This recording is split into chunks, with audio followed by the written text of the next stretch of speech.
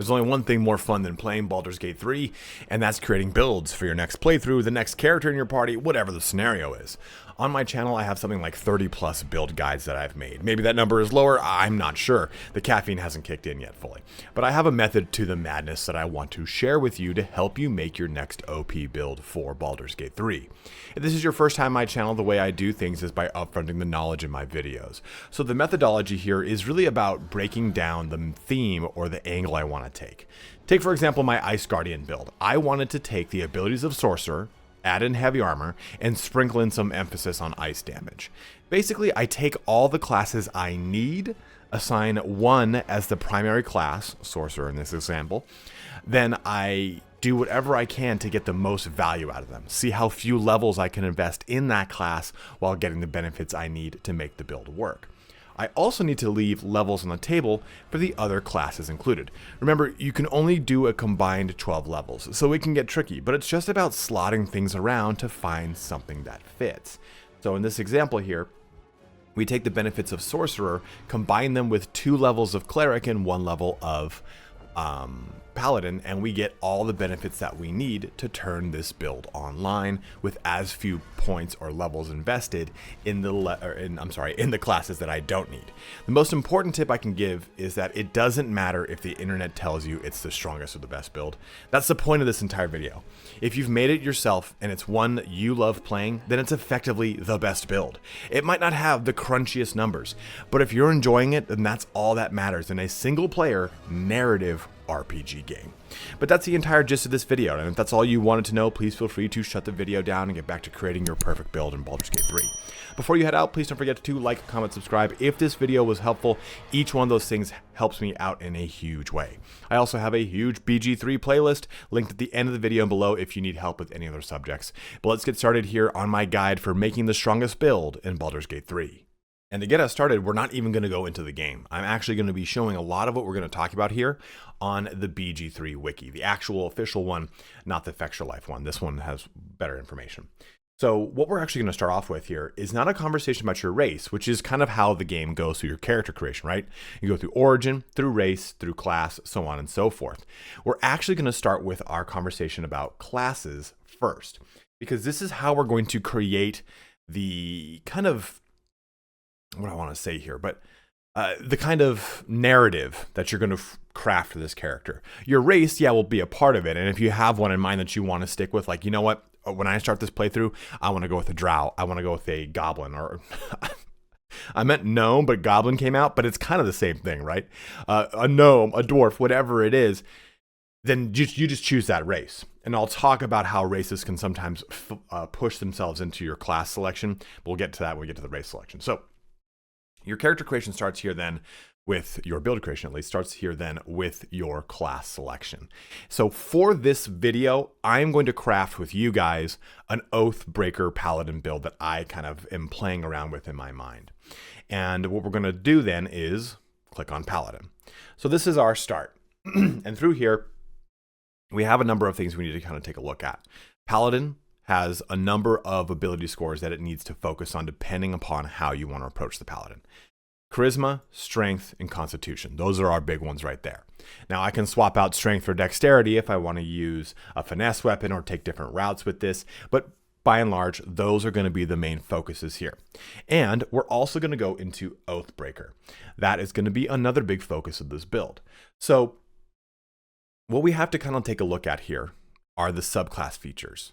So we know that we have breakpoints at 1, 3, 5, 7, and 9. Pretty much every single odd number except for 11 on our ramp up to 12. At those points, we are going to get some sort of feature, some sort of ability. Now, this is going to be the same per subclass per class, and it's going to differ from each one, of course. But my point here is, okay, let's take a look. Let's go down to number 7, level 7. Aura of Hate is arguably the best aura as far as pure damage goes. This just unlocks more damage for my character. It's only for me.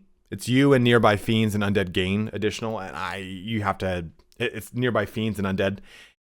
So I'm not really going to be worrying about that as much. It's me. I want to do the damage. I want to be the cool guy for once. I've never that in my real life. Now, what you're going to do with this is say, okay, I need 7 levels. That leaves me with 5 levels to determine what other classes I want to play with or add into this build. So now that we know, we need to kind of look at strength, charisma, and constitution. We have 5 levels to play with. What else kind of plays with those roles? And remember, even though we're talking about strength, charisma, and constitution, they don't directly need to play with it. You can take in little bits of other classes that maybe you just want to sprinkle into this. So maybe we take a look at Warlock. And I'm just using a for example here. This is not how I would build this build out, but I'm using Warlock here as an example because it says Warlocks use charisma as their primary ability score because that's how they cast their spells. Well, this could be pretty advantageous. What does 5th level Warlock get me? Oh man, this gets me some really good capabilities. Now, if you remember the olden days of Baldur's Gate 3 when it first launched, you used to be able to use Deepen Pact with Pact of the Blade plus any of your melee fighter capabilities, and it would allow you to have 3 attacks in one round. There was a stupid amount of damage. So you can kind of take a look at that, and you can still do that outside of Honor mode. But if you're playing Honor mode, you cannot take advantage of that. So that's something to kind of consider. So you can still do that. You can still go, hey, 5 levels into Warlock. This can really add some spice into how I want to make this build. Or maybe I just jump into Cleric here and go, well, yeah, charisma is a big part of the damage value I'm going to get from my Paladin, but maybe I do something like focus on strength and then do primarily more damage with wisdom and charisma and go into like war or something like that. Even just going into war and not taking any wisdom whatsoever, just taking the war domain. Here's an example of, yeah, I'm not really using any of the benefits of being a cleric here from a wisdom perspective. I'm taking advantage of the things that a cleric delivers as part of that actual class. So I use this war priest, and now my character has 3 effective attacks per turn. He's going to have more than that. He's going to have like 5 once he reaches level whatever. He's going to be able to do the double attack with his main primary action, and he's going to be able to do the War Priest attack here with an extra charge. I don't know why I said 5. It's 3. I don't know why I did that. Again, the caffeine, like I said, it's not kicked in. But here's another one. Guided Strike, channel divinity action, gain +10 bonus to your attack roll. Well, cool. I'm adding in all these benefits and all these advantages to my Oathbreaker Paladin, which I am going to play as a melee character. And I haven't even done anything with the wisdom package of a cleric. So you don't always need to jump into the stat or the attribute that makes the most sense. You can still try to pull specific things from these other classes that don't necessarily play with how you're doing things. Yeah, sure, you can still get plenty of benefit from all the strength, and you're not really using all the wisdom. You have to also think about it too, that when you are casting spells as a cleric, the only ones that you need to really worry about wisdom scores on are your offensive spells. So if you use this for stuff like your magic weapon to just simply buff up your weapon, well, that doesn't need your wisdom score at all. And if I were to take 5 levels now into cleric, I now get a war priest extra attack charge, get an additional charge, 4 total. So now I can do that war priest extra attack a total of 4 times before I have to rest and replenish it. I get access to Spirit Guardians, I get access to Crusader's Mantle. So there's a lot of routes you can take, and this is just with the war domain. You still get all the base benefits here. So it's a matter of trying to socket and slot things around.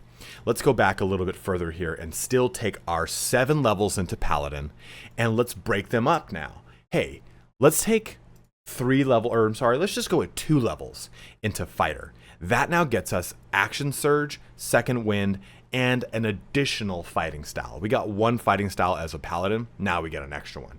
So now we have the advantage here of taking all these benefits, and we still have 3 more levels that we can throw into the class. Well, let's go do that cleric and do war. So now you've got that 3rd level cleric that has access to Guided Strike, that has access to War Priest. Now you have Action Surge from your fighter. Where is it? Right here. And Second Wind and an additional fighting style. You have your Paladin all the way up to level 7 here with Aura of Protection, Aura of Hate. You have your Divine Health, your fighting style, your Divine Smites, your Lay on Hands, your Divine Sense. So you see what I'm going at here. You don't need to just simply follow a single thread. It doesn't need to be the charisma that drives you, locking you into sorcerer, bard, and warlock. It doesn't need to be the strength that guides you, locking you into a strength-based class, or there's no constitution classes, but still. It doesn't need to be those stats. Always look at these things as, what is the minimal investment I can make into this class to pull the max out for the build I have in mind? And I think that's actually a really cool build. An Oathbreaker with a fighter and a war cleric, that's a lot of crunchy damage coming out of one character. That might be the build that I make for the Oathbreaker Paladin video. But there are some other facts, though, I want you to consider when you're taking a look at these class options, because you do have to consider one very important thing, and it's the determination between, is this a melee character or is this not a melee character? And your melee classes are Barbarian, Paladin, War Cleric, well, I'll throw that in there, Sword Bard, I'll throw that in there, Rogue, it can be a Ranger, a Fighter, a Monk, and maybe a Warlock, depending on your situation. But if you are going with a melee class, you need to consider one very important thing. Every melee class, for the exception of Rogue, really, as far as pure melee classes, gets extra attack at level 5. If you're playing a melee class, you need to do this first, because if you miss getting extra attack into your build, you can miss it by 1 level. Like if you want to take 1 level into one other class, then 5 levels into your melee option, that's just fine. But if you miss this, that is a huge power spike your character is going to miss out on for a long point in the game. So make sure if you're building a melee class, extra attack is taken as a part of the kit, or you have planned around it. A really good example would be something like the Ranger Gloomstalker Assassin build that is very common, right? Well, everyone has you start with 5 levels of Ranger because Ranger gets access to extra attack. A Rogue does not.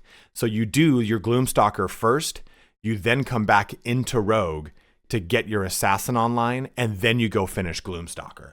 And remember, 5th level Rogue does not get an extra attack. 5th level Warlock gets an extra attack for Pact of the Blade through Deepened Pack. 5th level Monk gets an extra attack, and also a bunch of other things, right? Barbarian, Paladin, Fighter, they all get their extra attacks. Ranger gets their extra attacks. Warlock gets their extra attack. Bard here, if we're taking a look over here, 5th level, Font of Inspiration, Improved Bardic Inspiration, College of Swords. You can see that they don't really get an extra attack until 6. So if you're going with the Bard, you need to just jump into level 6 for that extra attack. If you're then going to sprinkle it off to, let's just say, Sorcerer, and you want to go with a melee character. I just want you to really be mindful of these things, because there are certain breakpoints where you just need to hit them for your character to actually be strong. And otherwise, you're just going to flounder and be like, man, my character's just getting its ass kicked, and this is not a fun video or a fun build. This guy in the video lied to me. I'm just saying that you have to kind of hit these points. And another thing when it comes to if you're not being a melee class, and you're probably going to be a caster of some sort. Well, let's go ahead and go to Cleric here. At the 5th level, we get Destroy Undead and Domain spells. Let's go down here. I think if I click over here, does it? Okay, there we go. Yeah, cool. What happens at the 5th level for being a caster are your 3rd level spells. 3rd level spells are arguably some of the most powerful ones in the game, because you have a wide range of access to them through your spell slots. All of them are pretty damn good, actually, and it's a big power spike for you. Spirit Guardians is one of those ones that is just like a huge one, right? So getting to level 5 in whatever caster you're front loading for your build is recommended, so that you get that 3rd level spell open, just like you need the extra attack for a melee build. If you did nothing else in this video, that's the only thing you need to worry about, is the 5th level in either a caster or a melee, to make sure you keep in with the power spike or power curve of the game. Now that we've drilled down on our class, let's talk about a race selection. And this, I say this a million times in my videos, right? Choose the one that makes the most sense for you. Choose the one that you want to play, the one that you've always wanted to do.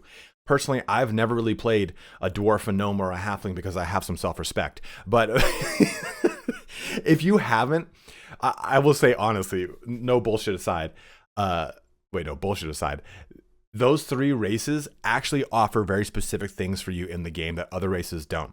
Because of their size, they can get into certain locations that other races can't.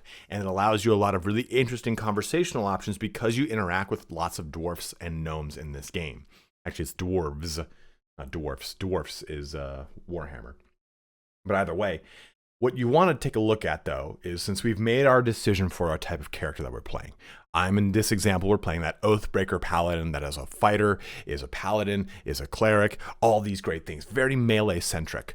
Well, if I'm min-maxing and I'm trying to choose things that work with that character, let's make that distinction here, even though I said just choose whatever you want. I would use this chart here to kind of, chart out what makes the most sense. I don't care about any weapon proficiencies because I've got them all through all of my classes, right? And that's one thing to consider. Maybe you go with a casting class. Well, the casting class probably doesn't get access to longswords or longbows. Well, that's cool. You get that here from an elf. Or maybe you're going with a like a necromancer that you really want to lean into. Well, cool. You can get all these cool different weapon specializations from dwarf or wherever the gith is that I can't find on this thing. It's at the bottom, I think. All the different swords. Gith, yeah. Short sword, long sword, and great sword. So you can see that these, and they also get light and medium armor. So again, if you're going pure caster, let's just say wizard and sorcerer, this is a cool way to add medium armor and great swords into a build that you probably didn't plan to because you were playing a wizard. So this is kind of a way where you can look at the classes to help you break some of the rules look at some of the races to break some of the rules for the class you have in mind. And that's a pretty cool distinction to make. So I apologize, my allergies are slaying me right now. But when we look through our entire list here, I'm trying to find something that plays with the character if I'm looking at it from a min-max perspective. So again, we're looking at my Oathbreaker. A half-orc is always one that kind of sticks out for me because they have intimidation, which is really cool.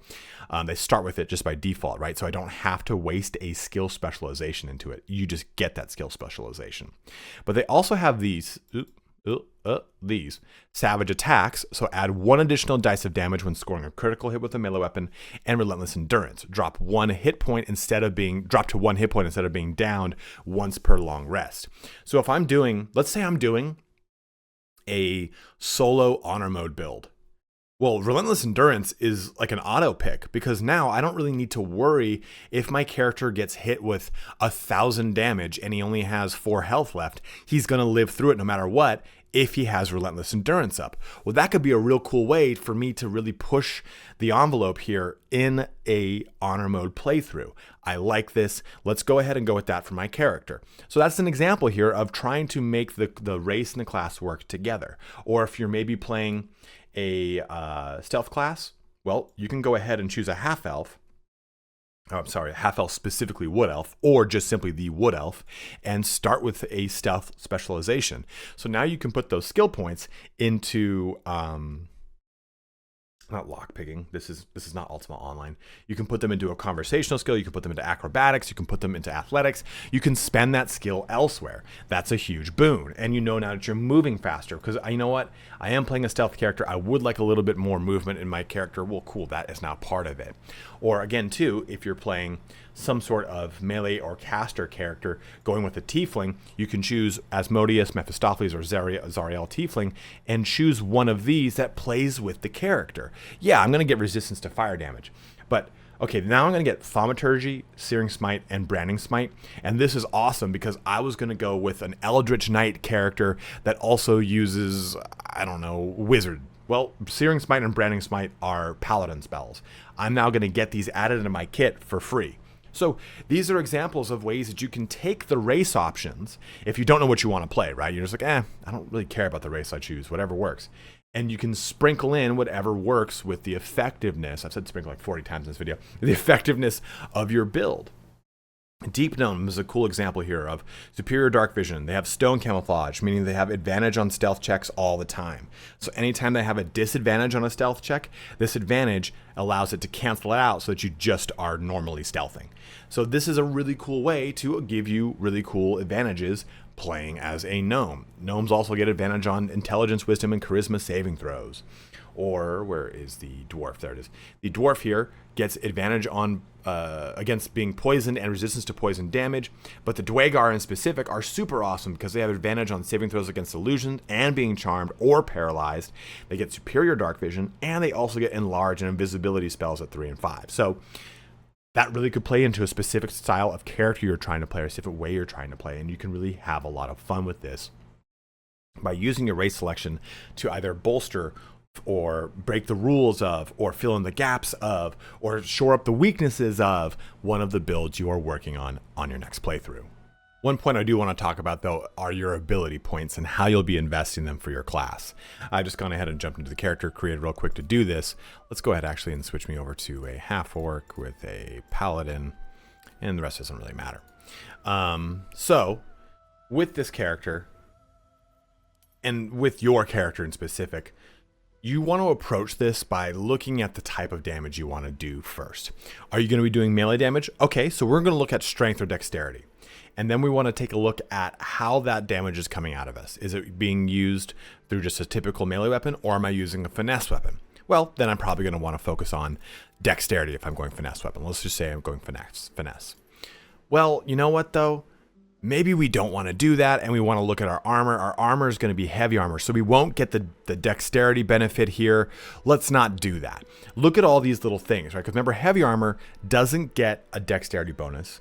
Medium armor gets a +2 dexterity bonus, well, up to 2. And light armor will get whatever dexterity bonus you've got. So if this is a +4, it'll get the +4. So you can kind of flex those things around into your decision for your character. Strength 2 is another one. Hey, let's go really hard in the paint on strength because this character is going to be going to town with a two-handed weapon. Well, maybe actually you want to go with some sort of smited in build where you focus on using smite damage. Well, that's not really actually coming out of your weapon. That's going to be using, or like a warlock, right? A warlock who uses the blade pack. That's what I meant to say. Sorry, not a smited in.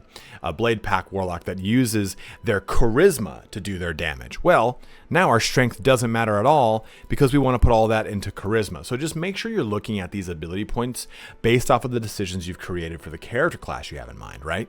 Oh, you know what? We're going to be a caster. So let's go with, we're going to go be a wizard specifically. So let's go with our heavy score here into intelligence. But I also want to spice this into charisma because we're going to go both a sorcerer and a wizard. Well, cool. There we go. And then I want to look at my constitution. Because I am a caster, I want to be able to have enough constitution that I still can maintain concentration on any spells that I cast. And let's also get a little bit of dexterity so that we can have better initiative, because remember, dexterity does affect your initiative, and it gives me a little bit of a bonus to my armor class. So you bring these things together and you make a character, right? But just like I said, you can think of all the little nuance of character creation and all the things that fall in, and they don't need to be such rigid rules. Take, for example, that cleric we talked about earlier. Well, if I'm adding just War Cleric into here because I want the martial benefits, it doesn't matter what my wisdom score is. Wisdom is only going to determine my slots, but that's it. And if I don't care about my slots, then the spell slots, then it doesn't really matter what my wisdom score is. Because for clerics, for example, it's your wisdom modifier plus your cleric level. So you'll always have one slot, and it doesn't really matter because you're just trying to pull the war priest benefits into it. So we can tank that. So look at these ability points and really drill down on what they are adding to your character. Is the wisdom there to really bolster my cleric's abilities? No. So then I don't put any points into it. Am I using monk to take advantage of specific things from constitution and wisdom and dexterity? Maybe. How am I combining that in with other classes? Well, I'm going to go with a cleric. A druid and a monk. Well, shit, I want a lot of wisdom because now that goes into both my monk's capabilities and into my druid's capabilities. And I want a lot of dexterity so I can get a good amount of armor class. You play with these things. And so since I'm going to go with a lot of dexterity and I'm not going to go with Tavern Brawler, well, maybe those are my two focuses, because that's where my damage is going to come out of as a monk with using my bare fists, and my wisdom is going to be all my spell casting. Then I'll go ahead and pop some of this in here. Well, this is my main character, so let's put a little bit more charisma in. The charisma in. I just choked on my own tongue for some reason. But you can see here how ability points are always going to come down to the character you have. That's a given. But don't be afraid to break the rules of the character classes you've selected by looking at the direct benefits you want from those classes, as I've said before. Not using all the offensive abilities of a cleric, then screw off the wisdom. Not using the actual strength characteristic of a paladin because you've combined it with the packed blade capabilities of a warlock, then screw strength, pump it into charisma. Use these to your advantage because you can make a character's ability template work for you without thinking, oh God, okay, well, I'm a paladin and I'm a warlock, so I need 16 here, and I need this to be at 16 because I need my strength really high. Okay, we'll put that there. But my constitution's got to be high. Okay, but like, what about my dexterity? Like, you'll get caught up in your own brain here, and you go, well, this has got an 8, this is a -1, this is a -1. Don't worry about stuff being at a -1. It's usually not that big of a deal. I typically like to have wisdom as the only thing that's not at a -1, so I don't have to deal with any penalties against crowd control effects, but by and large, you don't have to worry about this stuff. Just try and choose 2 abilities, get those abilities to a minimum of 16, and let's use that blade lock, for example, right? And everything else you just fill in. Okay, we'll get our dexterity up a little bit. Constitution's good. Let's just put wisdom here, and just a little more carry capacity. And you can say whatever you want about carry capacity and sending things to the bank, but I hate doing that all the time. I don't have to constantly go back to camp. Cool, here we go. Here's our blade lock, you know? You can mess with this a little bit and go, well, I've played the game before. I want the hag's hair. There you go. I want 17 constitution to go to 18, whatever your situation is. But ability points can be a tricky portion of the game, but not if you break the rules to make things work for your character classes. Race, class, we've talked about all those 2 things. And really your origin is probably going to be either custom or Dark Urge. I encourage you to do Dark Urge. Well, maybe wait until September when the patch comes out and when they add more evil endings. But also you've got your what's this thing called right here? Your background. Your background, that's going to be up to you, right? That's just a bunch of skills. But the big thing outside of it are your feats, because skill options and stuff like that, that's going to come down to you and how you want to approach things and what the character's going to be doing. I don't think I need to tell you how to play the skill section of your character. But your feat section might get a little tricky because it's going to depend upon how many levels you've invested into your respective classes. So what I'm going to do here is actually go back to classes, and I'm going to open up fighter, open up rogue, and open up cleric.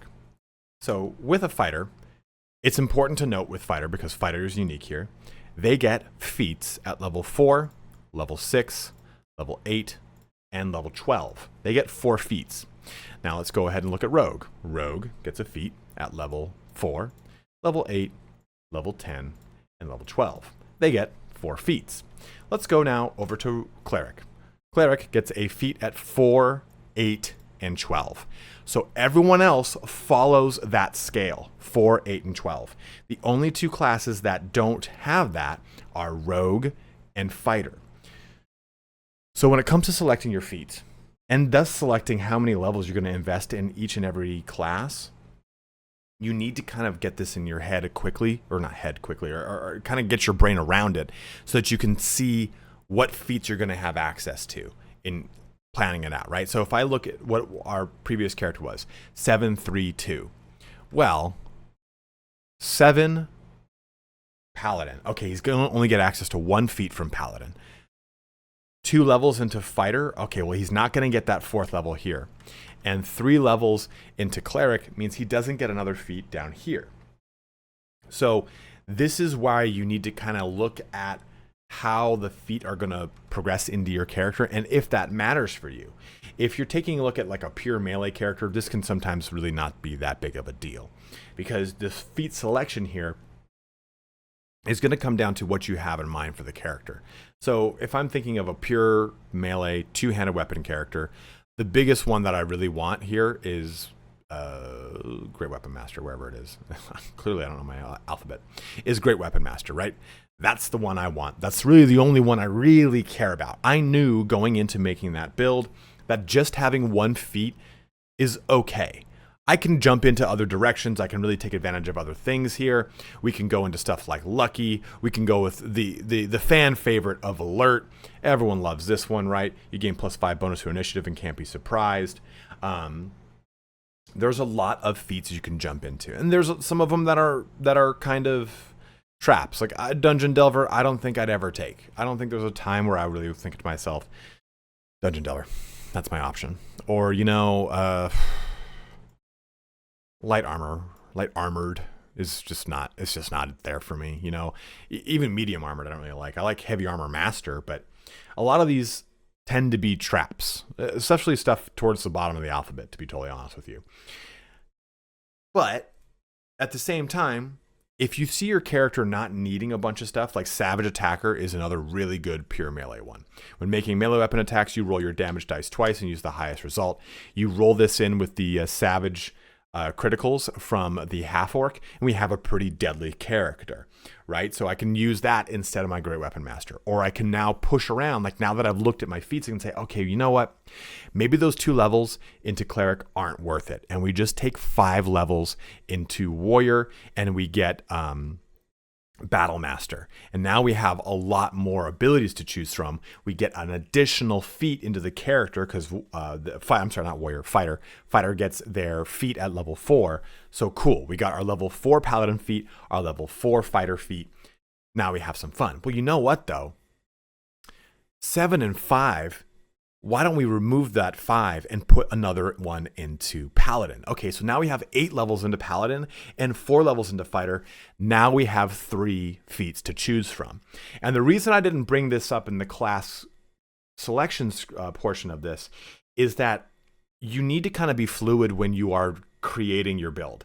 You need to realize, hey, you know what? I got a real good spread of combinations or classes out. This is going to work. Then you're going to jump into your feat selection and go, crap, I need more feet. I need more featsies.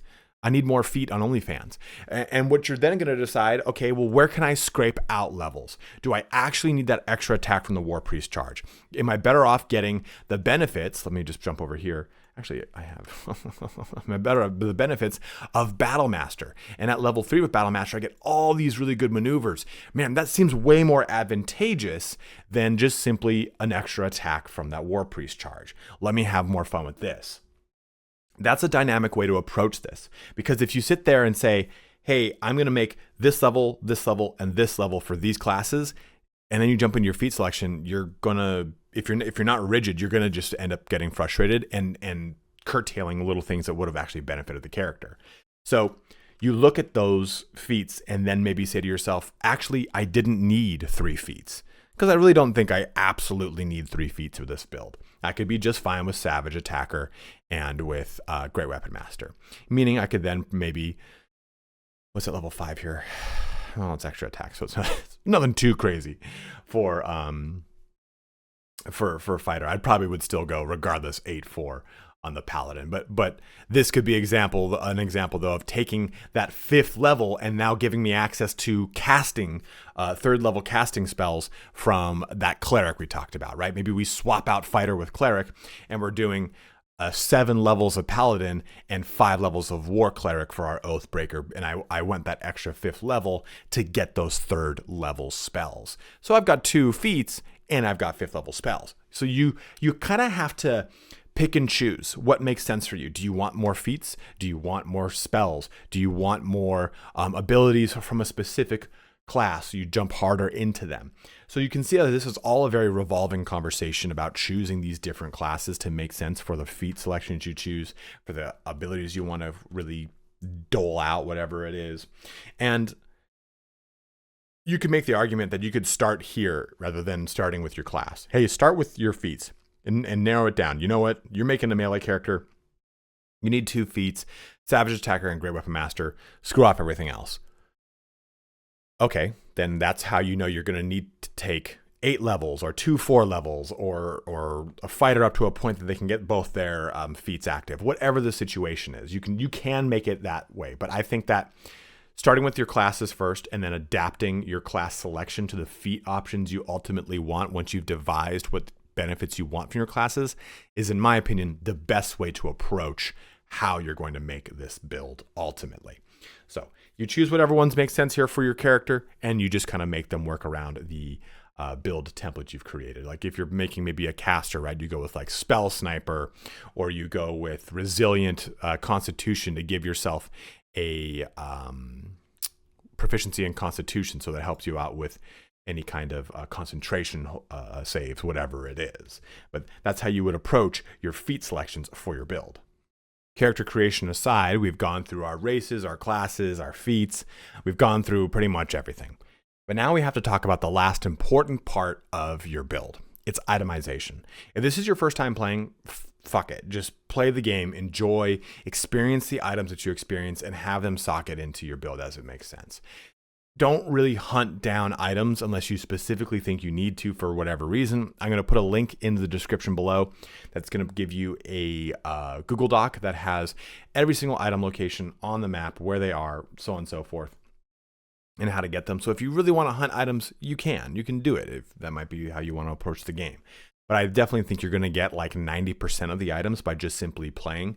If you're a particularly good playthrough, there will be some items that you'll shut off from a bad playthrough. And if you're a bad or evil playthrough, there are some items you'll shut off from a good, but there's only a handful of them. Most of the items can be acquired throughout the game. So if I just click on items, we have all the different types of items.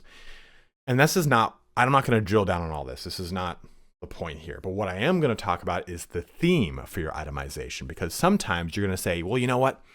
I want to do an ice build. I want to do a fire build. So let's just type in fire and go to the damage type. Maybe it's just damage type. Yeah, damage type.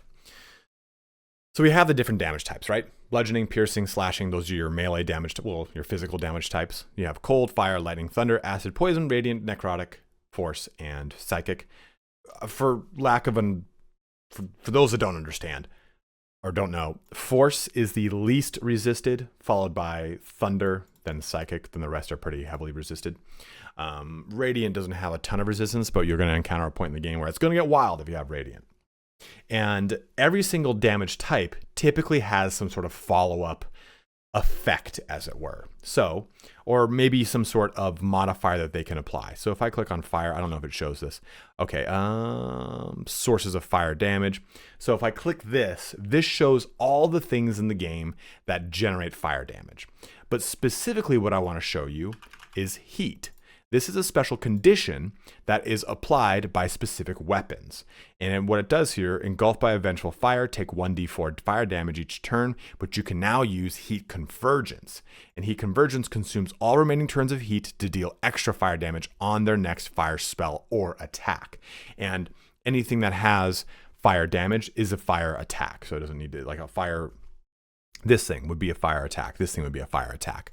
So, or if you have like a burning blade or any kind of weapon that has a fire-based damage, that would be a fire attack. So you can say, okay, I want to look at the items that have heat. Cool. Now I can build up heat. This is a real cool way to stack up fire damage. Or, you know, we talked about thunder. Well, here's reverberation, which is probably one of the most broken damage types in the game. But these are items that apply reverb for you. And these are items that interact with reverb. So if the wearer bears the Absolutes brand, they deal 1 additional fire damage with thunder damage spells and attacks. So this just helps you out with more thunder. When a creature with reverb deals damage to the wearer, the creature needs to take a constitution throw or become dazed. So you can use some of these things in conjunction. And this is a cool way to kind of jump into, I don't know why I'm saying kind of so much, but this is a cool way to look at these different itemization and damage types to have some fun with them, right? We talked about ice earlier. Ice is, I think it's chill. Yeah, chill is a condition. Affected entry is vulnerable to cold damage and resistant to fire damage. Applying wet to a chilled enemy will make it frozen for a duration. And the same thing here with wet is that it will take, they're vulnerable to both lightning and cold damage, meaning they'll take double damage. So you can go ahead and make something wet via whatever it is, and then use your cold damage, use your lightning damage. Use these really fun things to take advantage of your itemization process. Maybe you just want to deal with acid. So let's look at acid. And now we get this screen right here. Then I go to, for sources of acid, see acid damage. And now I can see, okay, all these things cause acid damage. That's awesome. I can lean into this and have a lot of fun. Acid's actually a pretty prevalent, really cool damage type in this game. Honestly, the big ones are fire, cold, thunder, and acid as far as itemization goes. Radiant is also really big on the list. And also necrotic. Necrotic's pretty big on there too. Psychic is kind of a little bit weaker, just as far as the itemization goes here, right? We have a ton of items that have radiant damage. If I type in psychic, category sources of psychic damage, we have things, but not all of them are items. Like Mind Blast here, for example, is not an item. This is an illithid power. Or Concentrated Blast over here. This is an illithid power. So Psychic can be delved into in the game, but it's not as prevalent itemization-wise as, say, Radiant, or Acid, or Heat and Fire, or Chilled and Cold, or Reverberation and Thunder, Lightning. Have fun with these. You can really have a real badass time making your build by just delving into this website, typing in a damage type, and just going through. Like I've done this. We're like, okay, well, that's fuck that. Okay, caustic band. Where's the caustic band from? Okay, cool. Okay, go here. This guy sells this dude. Okay, go. I gotta go buy that. Cool. This is how I do a lot of my builds. Is I sift through the damage types of this website and build it out through there. And then I piece it all together. And I give myself a general plot of where they fall in the acts 1, 2, and 3 to create the power scalar curve for your build. Hey, yeah, you know what? I'm going to go with like an Acid Eldritch Knight. But I know I'm not really going to get too powerful with this character until I get like the Flail of Ages, the Flesh Melter's Cloak, the Caustic Band. I know I'm not really going to be able to turn my character on until I get those things. So, or the Necklace of Elemental Augmentation, which helps out when your cantrips deal acid damage, add your spellcasting modifier to damage dealt. You know, these little tiny things, your elemental infusion, when you deal acid damage using a spell or cantrip, that element infuses your weapon. So you can use all this shit to wombo combo together to make really cool builds. It just takes time. I legitimately spend, I don't know, not like a whole day, like, you know, like 8 to 5, but it's like a good 3-4 hour chunk of just diving into these damage types and seeing which ones work the best together for the items I want, for the build I have in mind, for the role I have in mind. Is it a melee character? Is it a whatever character? So on and so forth. Last but not least, you need to determine a role for your class. And maybe this isn't your main character, like my guy here at the 4. Maybe it's one of your supporting characters. Maybe it's Gale and you've turned him into a barbarian like I did in the background over here. Maybe it's Will and you took his warlock kit and made him into a bard using some other fun actions with lore or sword bard. Whatever it is, you need to kind of determine the role for that build. Whatever it is, if it's going to be your main character or one of your supporting ones. And through that, I think too that you'll figure out what that feat selection is like, how those skills are going to play into the character, what the ability scores are going to be like for your character. All of these things will really make sense once you put it all together into the grand scheme of how it approaches the entire gameplay you have in mind. Typically, when I jump into a new game now, I make the builds for the characters I want alongside me. And then I determine who those characters are. So if I've got 4 slots, I make my main character build, which typically has some sort of charisma or some sort of talking benefit into it. Then I have the 3 supporting builds that I then just choose whoever I want to be those builds. I'm not locked into making Astarion some sort of rogue, right? Astarion? Astarion. The guy. Making him some sort of rogue character. In my honor mode paladin playthrough, he is a caster. He's just straight up a caster. He is a storm sorcerer cleric. That's what I went with. And you can see right there behind you, I've got Gale as a wild magic barbarian in that same build. Things don't need to be exactly as the game lays them out for you. This is Dungeons and Dragons. Play the fuck how you want to play the game. That is a huge, important benefit of approaching this in whatever way makes sense for you. So hopefully this video helped you out in determining how to make a build for your next playthrough, or how to make many builds for many playthroughs for all of your party, whatever the situation is. And go ahead and let me know in the comment section below, maybe some tips that you've learned through all the times playing of Baldur's Gate since its launch almost exactly a year ago. Well, it's a live launch, you know, right? Early access came out in 2020, but either way, my point remains here. Just share some of the tips that you've learned. Hey, you know what? You brought up a really good point about class, but here's some hard rules that I really learned is I always want to make sure I do this and that with class selection, or I always make sure I do these things when selecting feats. Whatever it is, share that knowledge. People getting into this game for the first time it can be a little daunting. And having that help from a community that tells them, hey, here's how I kind of broke through that initial barrier, is something that really is going to help them out to keep their long-term investment into a game, which is honestly one of my favorite ones of all time now, and probably one of the best games that's released in the last 10 years, in my personal opinion. But as always, guys, thank you so much for watching here today. Have a good one, and take care.